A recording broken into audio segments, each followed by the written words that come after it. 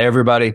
Adam Jackson back here for another episode of The Adam Jackson Show. For anyone who's new here, I'm a tech CEO here in Silicon Valley, active tech investor, LP in a bunch of venture funds, recording this new podcast to talk about lessons learned, share some stories. Hopefully people who work in tech find it interesting. This one is going to be hopefully more interesting than the previous ones. This week, I'm going to talk about what it was like to start a company with Dr. Phil. Before we get to that, if you're finding these podcasts helpful, useful, please share with a friend, give us a good rating on iTunes, Spotify, blah, blah, blah.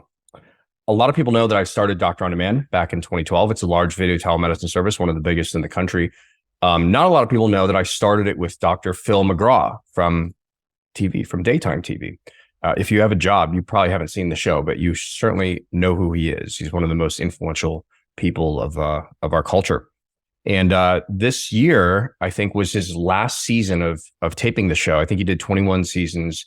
It's an incredible run. I learned so much from working with this guy. So I thought I would tell a story and kind of the origin and then some of the fun and hard lessons I learned along the way. So first of all, like, how the heck did I meet Dr. Phil? So this was back in 2012.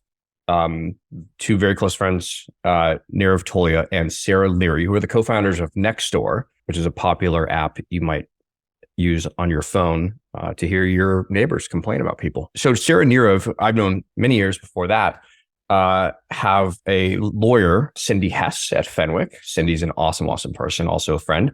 And Cindy knew Dr. Phil from down in LA, and Phil and his son, Jay McGraw, had an idea to start a video hospital, basically. And they were looking for a tech dork, someone in San Francisco to kind of start it and run it and do all the tech stuff. So as I always like to say, the first probably 20 people or so they called were busy. And I was not busy because I just sold my second company to Advanced Auto Parts, was finishing an earnout and looking for something new and fun to do. So Cindy, Nirav, and Sarah connected Phil and Jay and I, and we met in San Francisco, and they kind of pitched me this idea of, we have this massive TV show, the Dr. Phil show, and Dr. Phil's son, Jay, produced a show called The Doctors, which is like a daytime medical talk show. It's probably still on TV. It's like where people go on and like talk about really disgusting medical things, and then they fix it in the course of that hour. It's a cool show, though. It's very educational and entertaining. They kind of pitched me this idea and said, hey, we have this huge audience we reach every day on TV. We think people could really use, a doctor on their iPhone or their iPad or their computer for, non-emergency medical urgent care kind of things, or behavioral health. So talking to a psychologist or a psychiatrist. And so I'd always in my career, I'd always wanted to build a consumer brand. I'd actually tried twice to build consumer brands, and they both pivoted into B2B companies and, successful outcomes, but not the consumer brands that I wanted to build. And so I didn't know a damn thing about healthcare other than the consumer experience really sucked, especially for, non-emergency kinds of things and not non-chronic care conditions. So I thought, what an amazing opportunity. And so we got together, we decided to form the company, and I was CEO, and Jay, his son, sort of helped, distribution and marketing and that kind of thing. And by the way, footnote, I've been asked before if Dr. Phil's my dad, but his son Jay was my co-founder and awesome guy to work with. So we went ahead and formed the company up here in San Francisco, and we started with just medical care. So think about urgent care. Like it was something like the 17 of the top 20 things you'd go to urgent care for, you could actually treat just as effectively over video. And this is back in 2012, 2013, like this is actually before FaceTime. So we built one of the first HIPAA compliant, that means like secure encrypted video chat systems. And it was funny, like a lot of our initial patients would say like, hey, that's the first time I ever video chatted with a doctor or anyone else for that matter. And so that was really fun. It was a hard technological problem at the time. Obviously, it's pretty trivial now to build that kind of thing, but it came out before FaceTime and it was really fun to build. So the idea was build an app, you staff it with great doctors. We just started in a handful of states to begin with. You actually have to build a medical practice in every state because doctors are licensed in usually just in one state. So we started in California and Ohio or something. And it's kind of cool. The way we rolled it out was we would staff those 2 states, and then we'd shoot a television show demonstrating the app. And then they'd ship that tape only to those 2 states, or to the affiliates, the TV stations in those 2 states. And then the rest of the country would get the version of the show without that segment, which is really cool, right? It's like a A/B test on television. And that's how we started rolling it out. So, of course, we got into this tempo of, every couple months we would come down and, shoot a segment. But I'll never forget the first time we had to do this. We actually brought the whole company down. So I probably had 25, 30 employees up in San Francisco. We flew everybody down. Everybody stayed at the Beverly Wilshire, which is where guests of the Dr. Phil show stay, which is a beautiful hotel. A terrible place to have to do a stressful on-air taping of a technology product. But and so we had this iPhone that we were using AirPlay up to an Apple TV, which was connected into the studio and all the complicated TV gear. This is also the very early days of AirPlay. If you use AirPlay now on your iPhone, it's very easy. You connect to your Apple TV and you can show videos and whatever. In 2012, 2013, that technology really sucked, and it would just crap out all the time. And so, and Phil tapes in front of a live studio audience, I think 300 people or so. And this thing would just crash over and over. And it like really screwed up the segment. And I remember sitting in the audience, and like some of my developers and colleagues were looking at me like, oh shit, like this might be the one and only of these demos we do. But we pulled it off, and it was just incredible. So this is another point when people ask me about building a 2-sided marketplace. What's your advice for doing that? I always say, try to get an unfair advantage. My first 2 businesses I built with no unfair advantages, and we built up these great. The first one was e-commerce, and the second one was automotive marketplace, and we built those to scale. It was very hard. It's just a slog. Everything's a slog, but if you can have an unfair advantage, like accessing 30 plus million people per week on the patient side, you'll grow a lot faster. So basically what we did was we started rolling out on TV, and the service is very cyclical. So cold and flu season was very, very busy. And so I think we launched in October of 2012 or 13, I can't remember. And it's probably 13. And got this nice spike from TV. And then we went out and like immediately raised our Series A. And so the data was looking good, but it wasn't enough data to like, tell a trend. And so, we had a very competitive Series A, lots of term sheets, got this awesome firm, Venrock, in Palo Alto to lead the Series A round. And then would just kind of rinse, repeat over and over and do more Dr. Phil shows and the doctors. And it was really awesome. It was incredibly stressful. I mean, working with Dr. Phil, he has probably one of the strongest work ethics of any person I've ever met, let alone work with. Was really inspiring to me at the time. I was in my very early 30s when we started, and have had a lot of great mentors, and business partners and investors I've learned from along the way, but he was probably the most valuable. The guy, he's extremely smart and funny. And on TV, obviously he's very helpful, right? And a lot of people also ask, like, is Dr. Phil a real doctor? Well, he's not a medical doctor, but he is a psychologist. And actually someone sued him about this a long time ago. Like, can you call yourself doctor if you're a PhD therapist, psychologist? The answer is yes, you can. So he won that suit and continued calling himself Dr. Phil, and well-deserved. And if you've ever watched the show, he's incredibly helpful, kind of a tough love kind of guy. Kind of that Texas, no bullshit stuff. I think his catchphrase was like, how's that working out for you? Ironically. And so anyway, working with him, was fucking terrifying. He was, because he just demands excellence from everyone around him. And I learned so much from him. It really like one of the more stressful relationships of my life, probably, but definitely made me and us, the company, better. His son, Jay, awesome guy. He's roughly my age. He went to law school, and he's been a really successful serial TV entrepreneur, among like starting a ton of other consumer brands, and learned a lot from him too. He's just an incredible guy. Also really strong work ethic, and would have to have, grew up with Dr. Phil as your dad.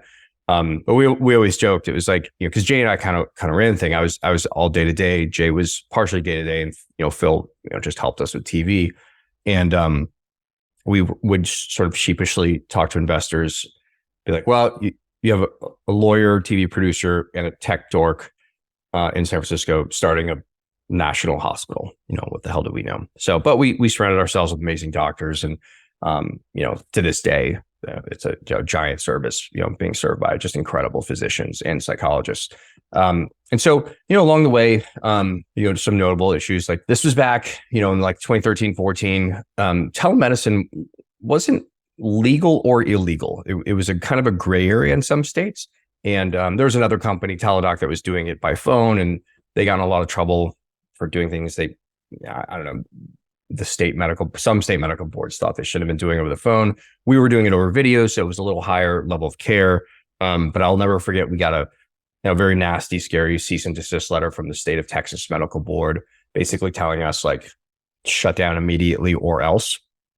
And I called our head engineer and architect, Jacinda Shelley, who's now gone off to start her own healthcare company, just an incredible engineer. She actually went on to become the CTO of Doctor on Demand before leaving to start her own company. But I remember calling Jacinda and saying, I know we didn't build the platform to be able to shut off states after we turn them on, but we got to figure out how to patch this thing to shut Texas off. We just got this nasty letter. And then I called Jay and told him what was happening. And he's like, yeah, I don't know about that. We should call the big man and see what he has to say. And so we got on the phone with Dr. Phil, and he was like, yeah, we're not doing that. I'm a Texas licensed therapist, and I know the Texas Medical Board, don't shut it off.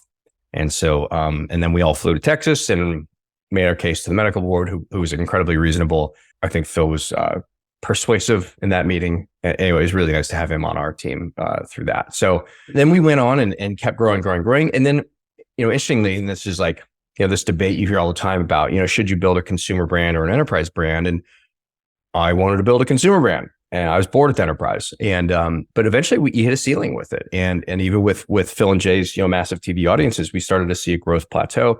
So we launched this kind of enterprise strategy where we would sell into large self-insured employers. So we would, they would offer Doctor on Demand as a benefit to their employees, and usually pay for it.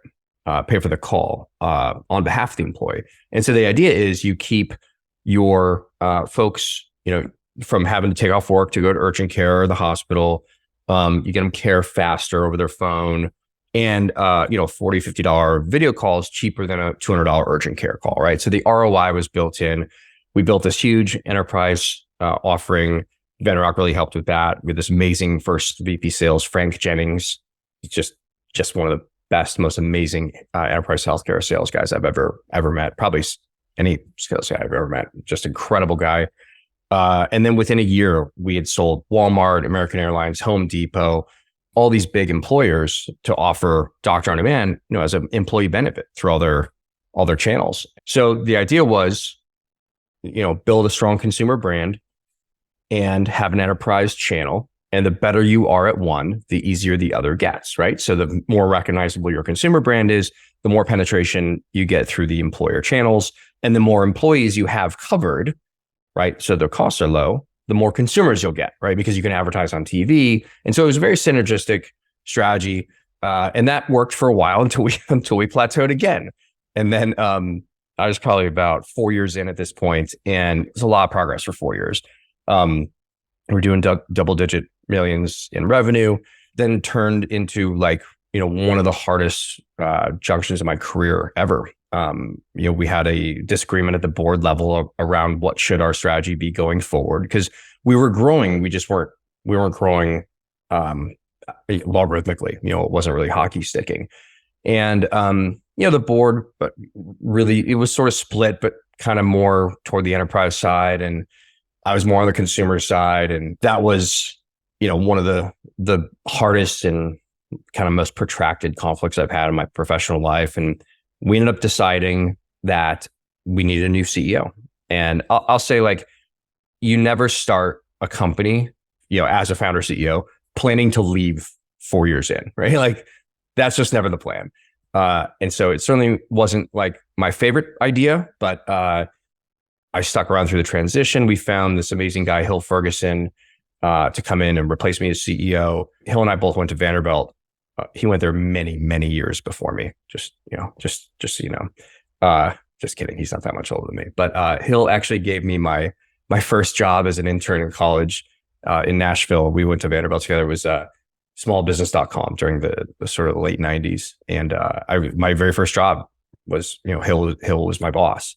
And he's an amazing guy, really just an incredible operator.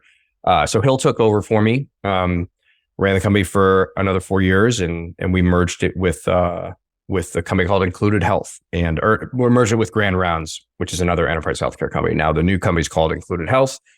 Somewhere along the way there, we raised a couple more rounds. And then in, March 2020, COVID hits. This was obviously like a silver lining of an incredibly horrible pandemic, and, awful how many people died, and all of the jobs lost, and just so much economic carnage from that pandemic. One of the silver linings was that telemedicine sort of went from the fringes to like the new normal. And I remember, Hill was in charge at this point, but I was still close to the company. We, I think we did, 5 or 6 or 8 times the number of visits, we expected to, through 2020, raised another round there. And, the company's just, off to the races. So hopefully it'll be a IPO candidate in the next year or two. So anyway, like lessons learned, like, it was tough having to leave after 4 years. I always stayed close to the company, still close with, a lot of the management team that's there. It just taught me a lot of lessons about, board governance. We had what I would definitely call dysfunctional board of directors there. And this is not anyone, like none of the individuals' fault. Every one of them were fantastic individuals. I mean, we had Senator Tom Daschle on the board. He's just an incredible guy. Former Senate Majority Leader Brian Roberts from Venrock, incredible, investor and healthcare entrepreneur. But we mixed a lot of like healthcare people with enterprise people with consumer people, and like those folks just don't see the world the same way, right? And it made board meetings really tough, and taught me a lot about kind of how to shape that stuff and how to not let that get away from you too early.